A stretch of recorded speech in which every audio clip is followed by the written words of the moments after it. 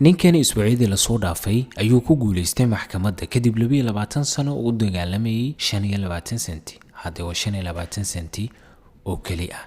ninkani waa lawyer u dhashay dalka Hindiya sanadkii 1999 mar uu tareen raacay laba tikid ayuu iibsaday oo lacagtoodu tahay 88 senti oo u dhiganta 70 rubi oo lacagta Hindiya ah. waxa uuna bixiyay 100 rubi oo isku taala oo u dhiganta $1.26 senti. meesha ay baaqi u soo celin lahaayeen 38 senti ay waxay u soo celiyeen 13 senti oo kaliya. sidaas wuxuu ku yeeshay 25 senti wayna u diideen inuu soo celiyaan. markaas ayuu bilaabay inuu maxkamadda u dacwoodo ilaa 1999 ilaa 2022 wuxuu maxkamadda dacwad geeyay ilaa 100 jeer. sidoo kale wuxuu BBC-da u sheegay 66 jeer mayaagsana haddii waa 25 senti.